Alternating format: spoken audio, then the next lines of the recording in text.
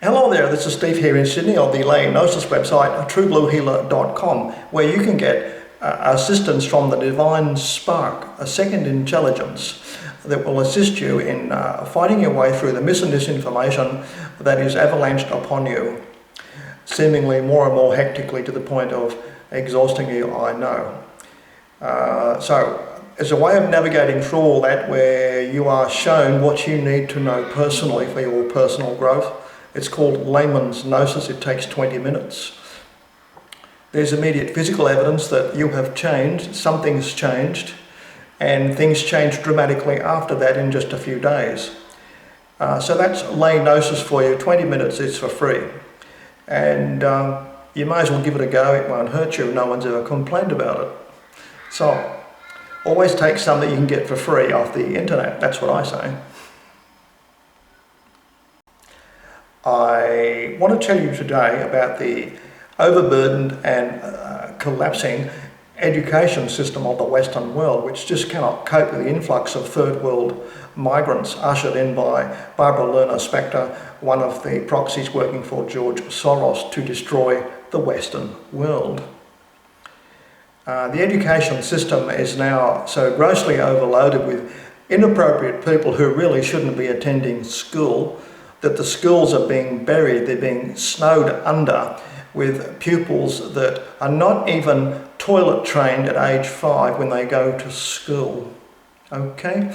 This has been brought out by Sir Michael Wilshaw, a British education official he's so angry and so frustrated at the low standard of development of 5-year-old children of refugees from all over the world, Islamic nations, that he's issued a 10-point checklist that he wants conveyed to every parent, that they won't be admitted to school unless the child can use a toilet. They've got to be toilet trained.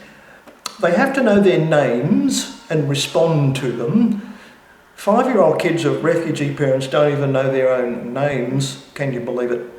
They have to be able to tie up their shoelaces, put shoes on and take them off again, be able to wear an overcoat and know how to take it off and put it on a hook.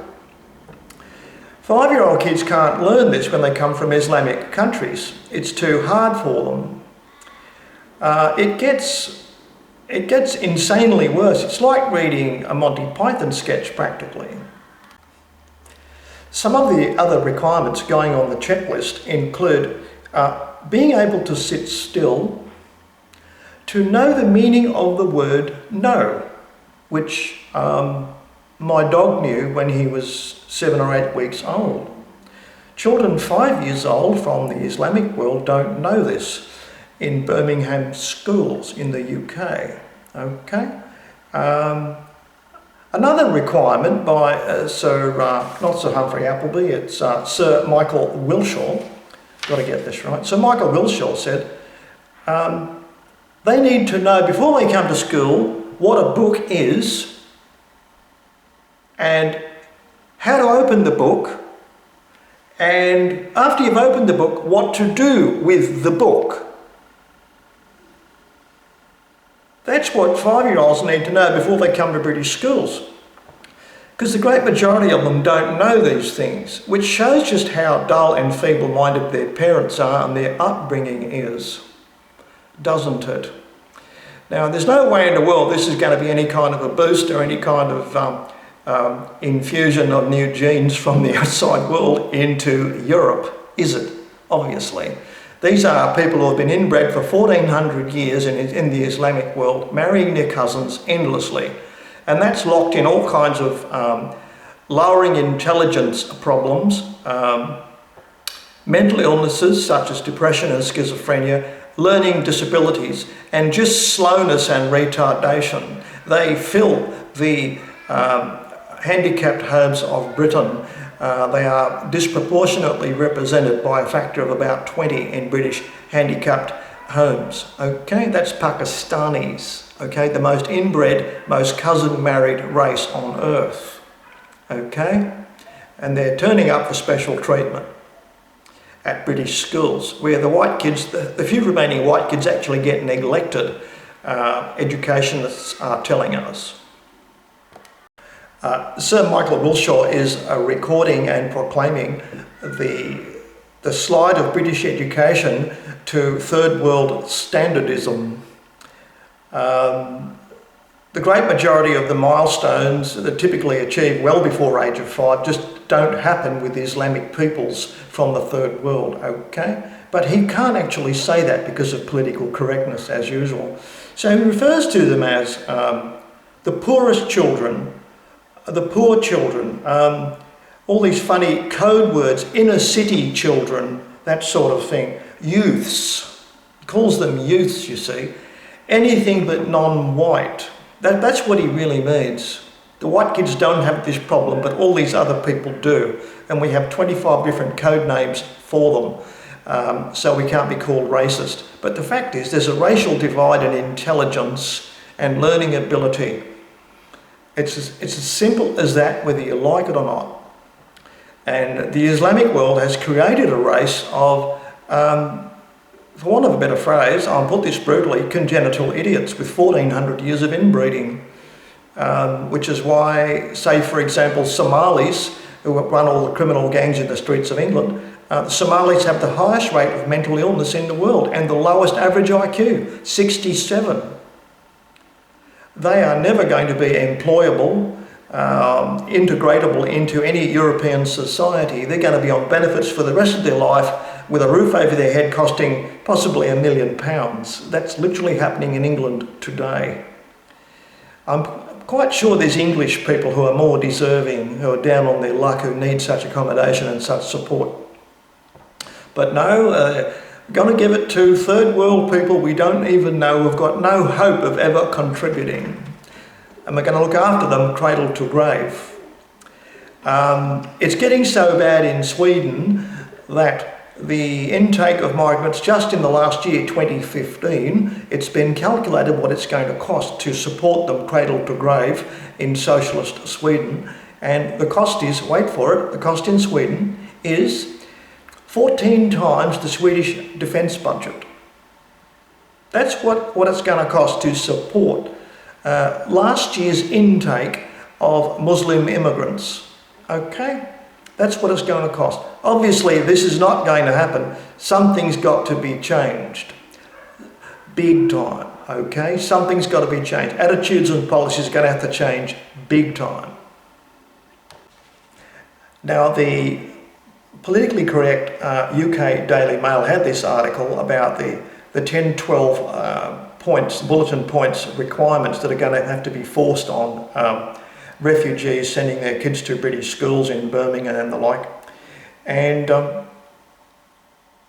Sir Michael Wilshaw, to make this a balanced article, they have to let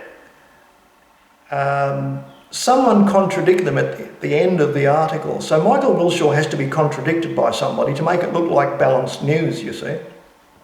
It's a bit like the skeptics always having the last word in so many British documentaries. Well, I've got to get this right. Just hang on. Now, the criticism about they're not toilet trained, etc., by Sir Michael Wilshaw and a whole bunch of other things. They can't read. They don't even know what to do with a book. They can't speak. They can't speak a sentence. That sort of thing. Their tragically underdeveloped brains are not going to develop any further. But there's going to be minimal standards, I suspect, where further down the track, people will not be allowed to start school if they don't have a certain IQ, can't do certain demonstrable skills. You won't be allowed on the premises. Now they wheeled out for the end of this article, this shocking article about the British education system slowly sinking like the Titanic under the weight of retarded children from all over the Islamic world. They wheeled out Nancy Stewart. Now she's a university academic and she's been to the University of Barbara Lerner Spector. And she says, she said, here it is, she's an expert early years consultant, early education consultant. And she says, there's a lot of evidence of what counts in children's later success, and it's not putting on your shoes, going to the toilet, or even being able to recognise your own name. The implication that this Barbara Lerner Spectorite says you don't need to have toilet training to function in the European theatre. You don't need to know how to put your shoes on, and being able to recognise your own name is not a requisite for functioning in European society. She says being confident is more important, being curious and motivated. So I guess you could be spoon-fed at your retarded brain level till you're 18, and then go to the Social Security's office and sit there with glowing confidence, brimming with confidence, not caring at all about filling your pants, tying up your shoes, or being able to speak a sentence in English by age 18 after 12 years of education, because that's all the Barbara Lerner Spectorite is telling us. She's said it. It's reported in the Daily Mail, right? So the cockamamie idiocy of this, that you don't need to learn toilet skills to live in Europe, is preposterous. And it's trying to bury the fact and try to hide the fact that the education system is sinking as planned by the Barbara Lerner Spectorites, all working for George Soros, who wants to destroy civilization. Okay, in the words of Winston Churchill, I'm quoting Winston Churchill, Zionists only want to destroy civilization, only that, and they are succeeding, okay, because they've got the ear of newspaper editors who want to put these ludicrous rebuttals and apologetics at the end of serious problem articles, as outlined by Sir Michael Wilshire. Shocking, isn't it, that we allow such content in our newspapers? So in Sweden, they've been admitting, they started tinkering with multiculturalism way back in 1975, I suspect with Zionist Jewish infiltrators into the Swedish government, saying, oh, what a great idea, let's have some different coloured faces walking about and we'll all be a source of joy and we'll all be culturally enriched and be able to eat doner kebabs in freezing Sweden. The end result is now that the cost of looking after 1 year's intake of these migrants is going to be 14 times the Swedish defence budget. I've already mentioned that. And education authorities are saying for the last 15 years, the average IQ and the educational attainments of Swedish school kids is in free fall. It's plunging toward the third world. Okay? Sweden's educational status is plunging toward the third world. The more people pile into Sweden, with all these retarded people, inbred for 1400 years, through the Islamic teaching of cousin marriage.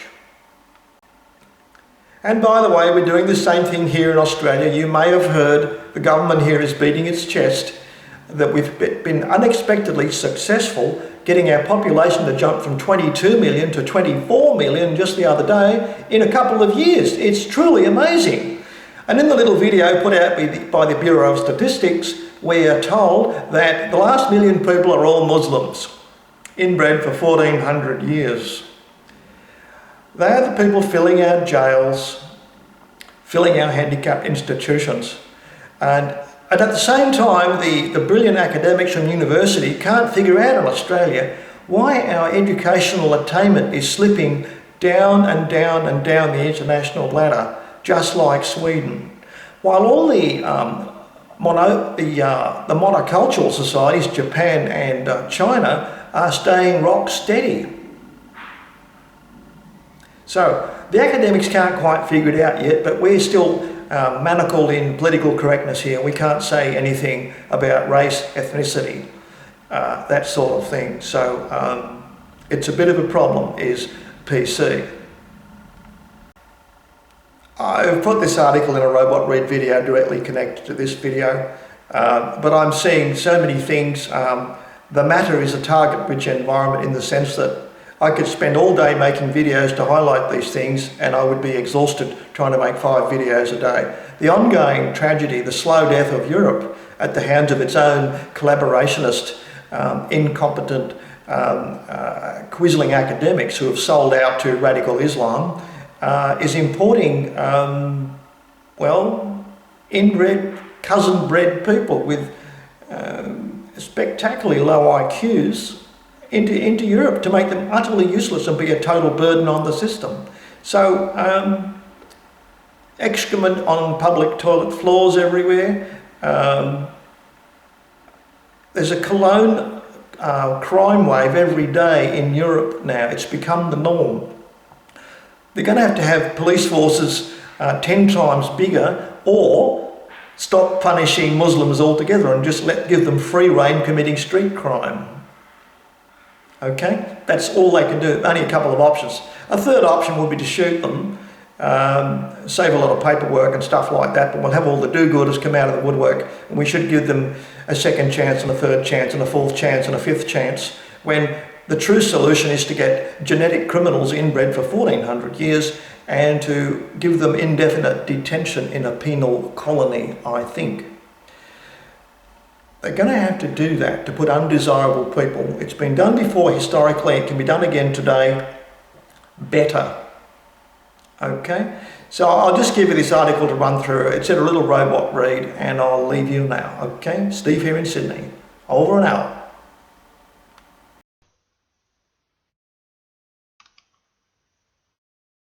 Headline: Non-white colonizer children in Britain destroy UK educational, social, and behavioural standards.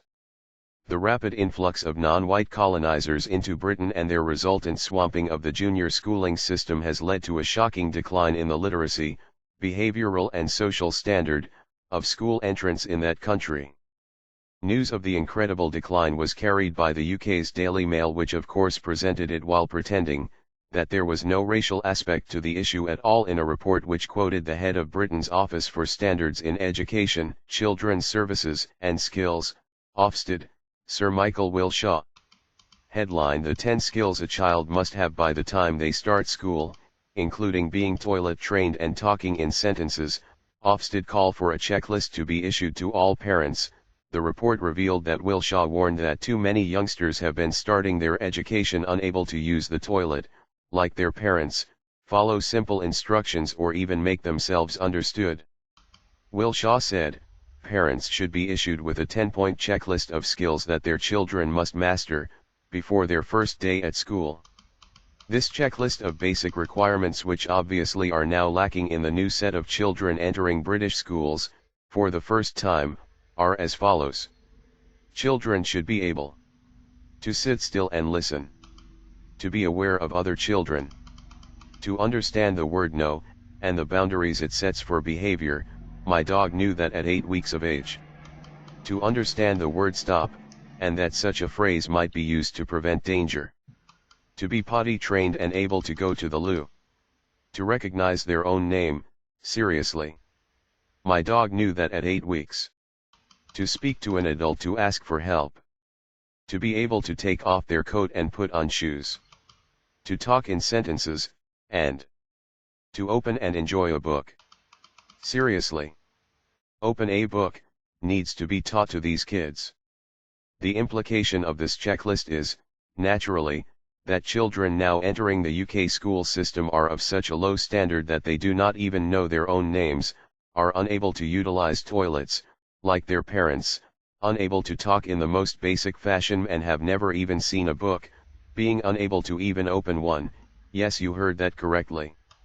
The racial truth about British schools is, of course, already well known, even if Wilshaw, the Daily Mail, Ofsted and Liberals ignore it.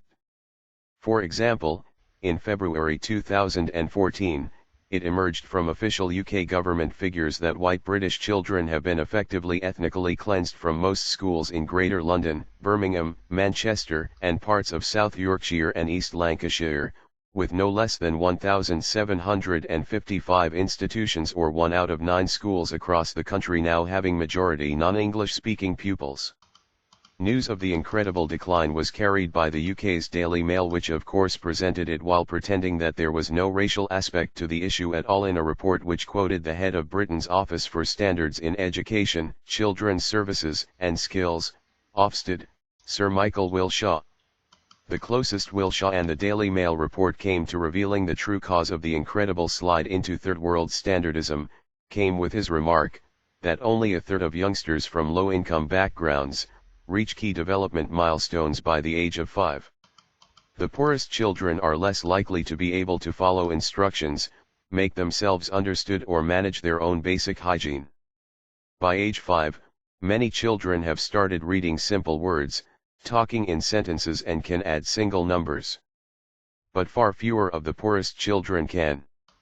It is typical liberal doublespeak to refer to non-white immigrants and their offspring in European countries as poor, youths or inner-city communities and other code words which are known and understood by all, to mean, non-white. The racial truth about British schools is, of course, already well known, even if Wilshire, the Daily Mail, Ofsted and liberals ignore it. For example, in February 2014, it emerged from official UK government figures that white British children have been effectively ethnically cleansed from most schools in Greater London, Birmingham, Manchester, and parts of South Yorkshire, and East Lancashire, with no less than 1,755 institutions or 1 out of 9 schools across the country now having majority non-English speaking pupils. Figures released by the UK's Department for Education, DfE, in 2013 revealed that nearly 70% of all school children in Greater London are non-white. Figures released in 2013 by the Birmingham Community Safety Partnership, BCSP, has revealed that 69% of all school pupils in that city were non-white, and that whites have now effectively been ethnically cleansed from Britain's second largest city.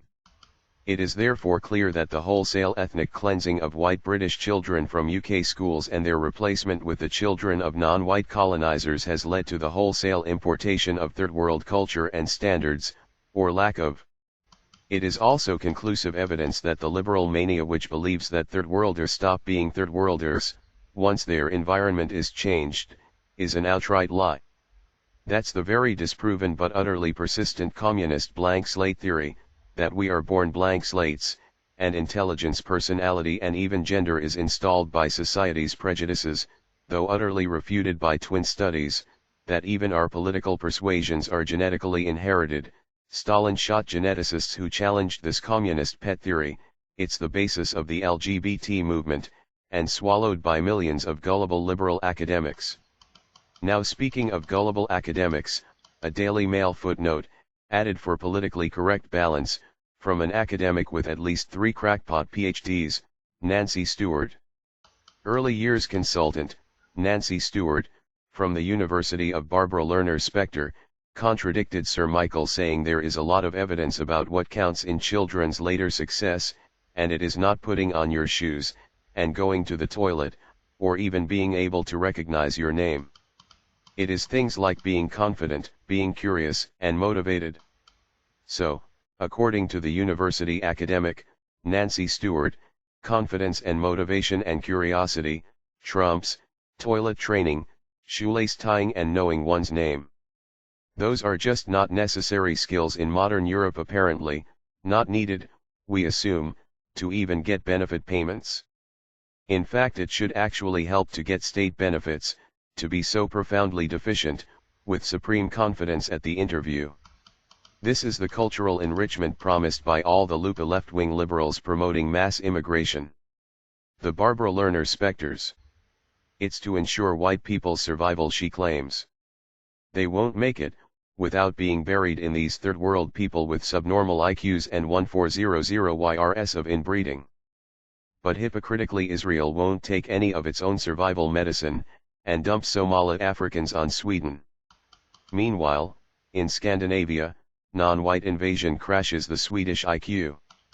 More than 1/3 of all school pupils in Sweden are unable to complete the most basic of academic standards, or pass any exams.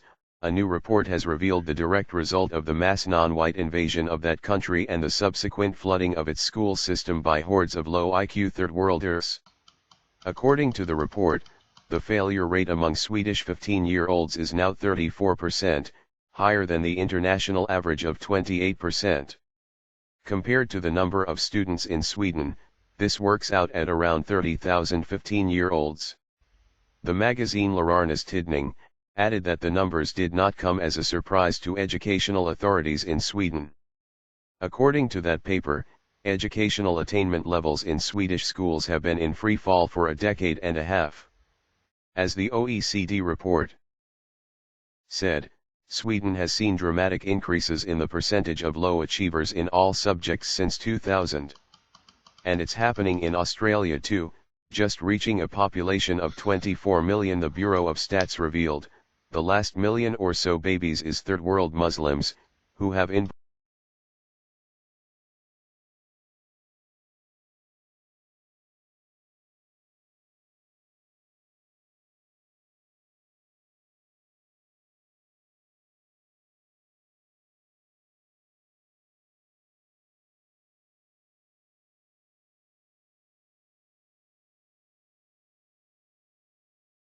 One of them is Barbara Spector, a former American who made Aliyah and then 10 years ago, with the help of the government of Sweden, set up a non-denominational institute of Jewish learning with the Greek name of Paideia, here in Stockholm. She believes the current wave of anti-Semitism in Sweden will pass and that Jews have an important role to play in a country undergoing profound change. I think there's a resurgence of anti-Semitism because at this point in time, Europe has not yet learned how to be multicultural.